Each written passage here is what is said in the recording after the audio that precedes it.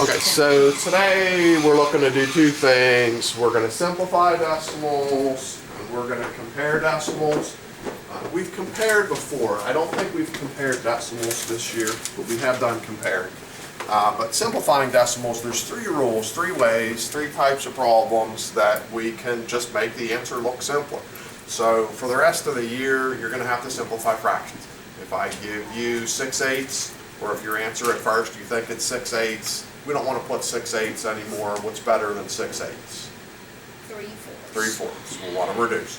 These answers have been okay until today. Until today, if you gave me these answers, I just was going with it. But all 6 of these answers could be improved because there's 3 situations, 3 rules of ways we can simplify decimals. Can anybody either remember or guess or something what any of those rules are?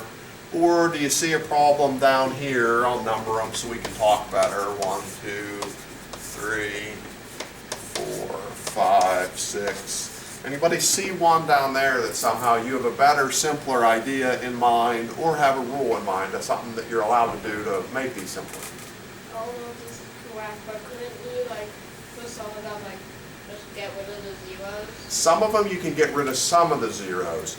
So there are a couple rules about getting rid of zeros we can do, but we can't go to the board and get rid of all of the zeros. Some of the zeros are needed, some of the zeros are not. But yeah, you're absolutely on the right track there. Some zeros are removable, and we are going to remove some of those zeros in a second. Anybody have an idea of when the zeros are removable, or you want to take the problem on? When it's after the whole number and the decimal part of the number. Yeah, if we're in the decimal part, it does need to be after the decimal, but that alone won't do it because here's a decimal, here's some zeros that are after it. Some of these zeros are removable and some of them are not. So being on the right of a decimal is helpful, but that's not all it needs to be. You'd remove the zeros that are to the right of the decimal when there's no actual number over there, like 1 or up. Yeah, that's true. I'll say that's true. Anybody have another way to go after that one? Let me phrase it a little differently and it'll catch more things. What you said is true, but this will catch more things this way. So one thing you can do is remove zeros at the right end of decimal numbers. So, for example, these, even though they're to the right of the decimal, they're not at the end, so don't take them away. Okay, this 0 is to the right of a decimal, but it's not at the end, so don't take it away. Where are there some zeros that are at the right end, and you can take them away? Anybody see a problem number with zeros at the right end, and we can just delete them?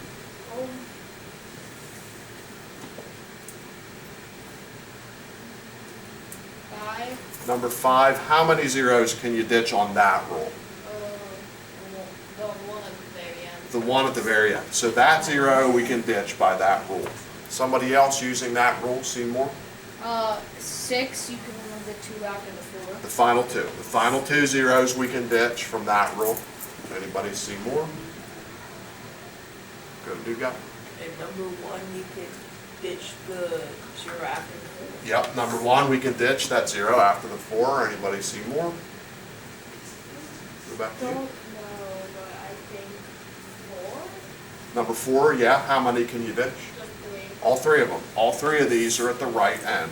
And we just ran out of that rule. Okay, so one rule is if zeros are on the right end of a decimal, right again, that's silly, decimal number, silly. If they're on the right end of a decimal number, like these all were, we can just delete them. Anybody either want to think of another rule, or do you see anything else up here that is removable? The 0 before the whole number, on the left side. Yes. Okay, so that's a good one. We can remove zeros at the left end. It's got to be at the end of a whole number.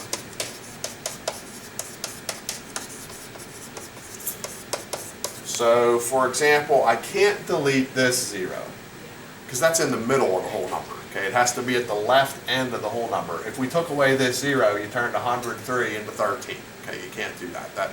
If your bank did that to you on your bank balance, you'd be pretty mad. They turned $103 into $13. You can't delete zeros in the middle of whole numbers. But zeros on the left end of whole numbers, we can hit those out of there. Anybody see one of those? 5. 5. How many? 2. These first 2 zeros before the 6, we can delete those. Anybody else see another set of zeros that are at the left end? 2. Number 2, how many? 2. 2. These 2 can be deleted out of number 2. Yeah. 6, Number 6, how many? 1. Just 1, that first 1. And we handled that rule. So there is a third thing that we can delete. Does anybody know a third thing that we can delete? What for those like singular numbers or made for where there's nothing else, you could get rid of the other decimal. Yes, okay. The last thing we can remove is the decimal point itself. If nothing is after it. So some of these numbers need the decimal point because they're sitting in the middle of the number. Like 103.4, you've got to leave that. But where do you have a decimal point that's just, pun intended, pointless? 3. Number 3. So number 3, we don't need that decimal point. 4. Number 4, we don't need the decimal point anymore either because we took away all those zeros. In the homework, you're not going to have to cross stuff off. I just wanted to cross that off as we did it just to illustrate what's going on. But what they'll ask you to do is write a simpler answer in the homework. So this, you'd write 103.4. This, you'd write 2.3, or 3, or 2, or 6.03, or 7.004. So starting from now on, if you have answers with these in them, I'll take away half a point if you don't take them one more little step and make them simpler. One of the things in math you'll do your whole math life is try to take big things and make them smaller. That's always considered good. Question about the idea of simplifying it all? So comparing. Anytime you get dropped into math class and your teacher or book starts to say compare, what are our compare 3 options that exist in math? Compare is automatically like a multiple choice world of 3 options. What are the 3 compare options in that? Oh wait, wasn't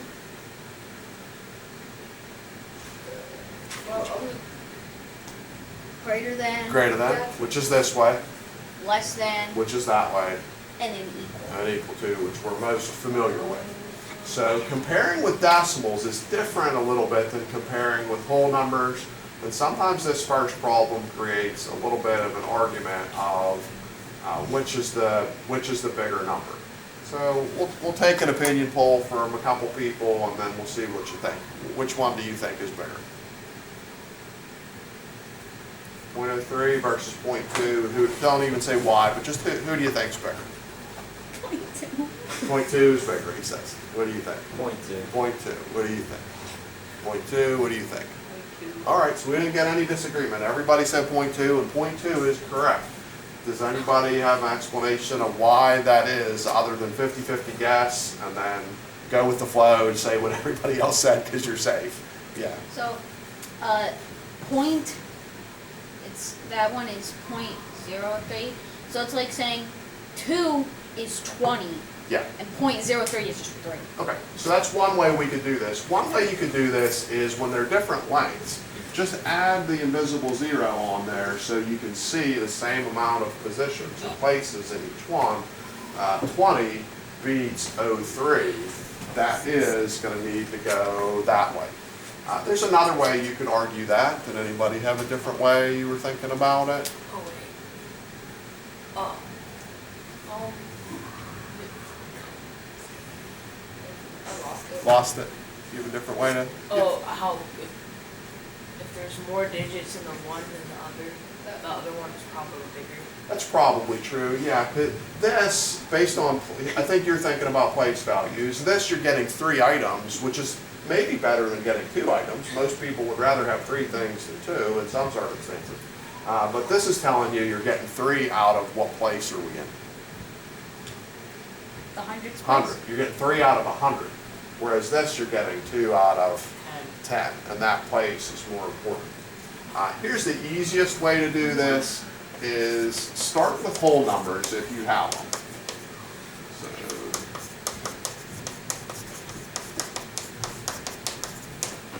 So, and go place by place until they differ. In other words, until they're different. So this, there aren't whole numbers, so when we go place by place, 2's not really competing with 3. 2's competing with 0. Game over, 2 wins. Okay? As soon as they're different in a place, contest is finished. So for this, even though 7 beats 4, 7 doesn't even get to play. What's the first contest you run? Who versus who?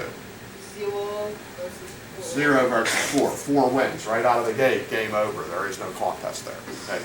If somebody has a whole number, they win. If they don't have whole numbers, just go place by place by place. As soon as they're different, you've got a winner.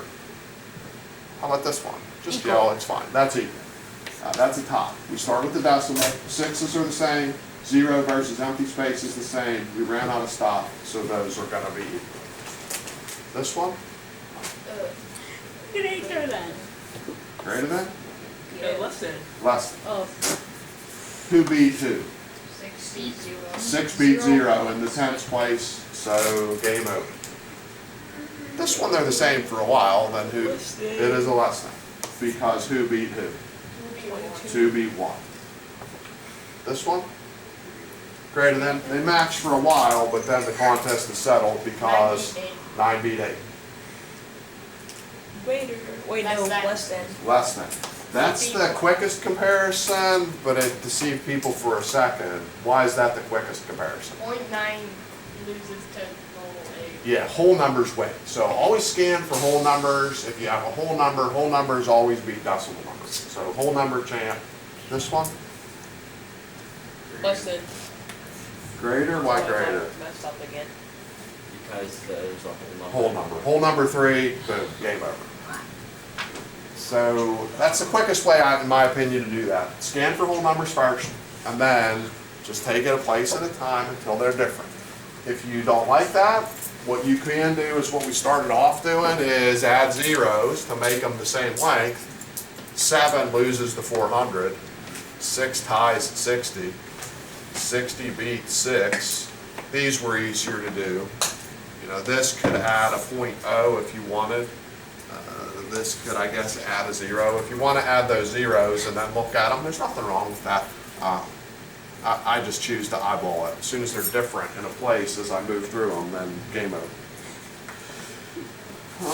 We're headed, this was actually 3 lessons in the book, so we're going to head to bits of 3 pages. There's not a 1 to 25, we're just going to go pieces of pages. So first page we're going to go after is 109. 109, there's an A to I. What 109A to I is about is they give you these decimal numbers that are bigger than they need to, lengthier than they need to be, and you just shrink them down by following those rules. Then we're going to compare a good bit. On 111, we're going to compare, there's an A to H, so that's just a series of pretty quick hitting questions like those. Then 113, they kept comparing. For some reason, they spent 2 days in this book comparing decimals, and I felt like doing a single consolidation there. 113, we're going to go A to J. And then I'm going to do a little bit of the numbers, just skipping around, focusing on the questions that are more recent to our life. So there's a 4 to 15, there's a 17 to 19. So we'll do a little bit of the 1 to 25, but skipping around as I said. Question about how to do any of this decimal stuff?